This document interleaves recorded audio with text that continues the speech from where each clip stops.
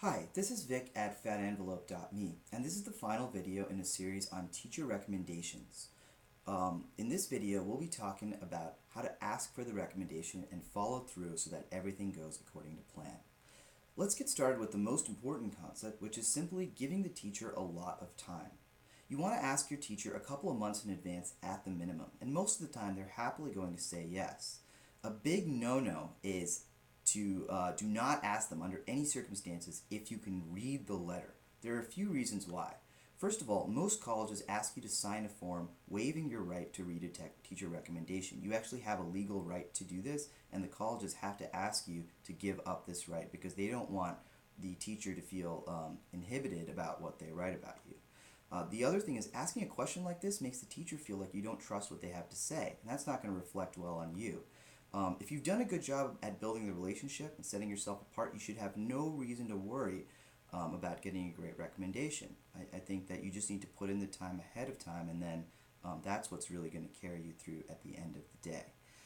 The other thing to think about is that you need to minimize the work of the teacher. Fill out all the forms for the teacher associated with the recommendation, provide them with stamped and addressed envelopes, and make it clear exactly what they need to do step by step and where they need to sign. Don't assume that the teacher will know exactly what needs to be done. They might be writing a whole bunch of these recommendations, and they're really going to appreciate if you make their lives easier. Finally, after the recs are sent, you should write a thank you note to your teacher.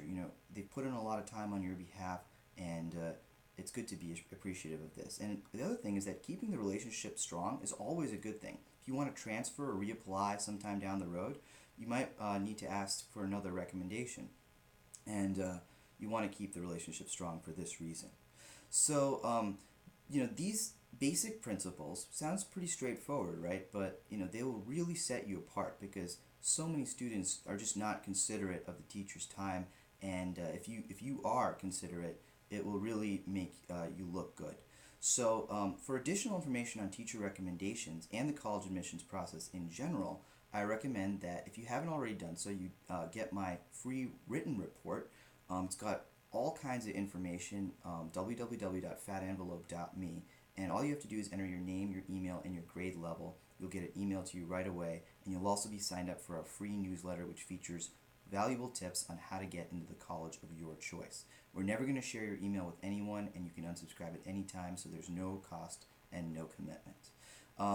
In our next series of videos, we're going to be talking about essays, which are a major part of the college admissions process, and I recommend that you tune in for that entire series as well. Until then, best of luck in the college admissions process, and thanks so much for watching.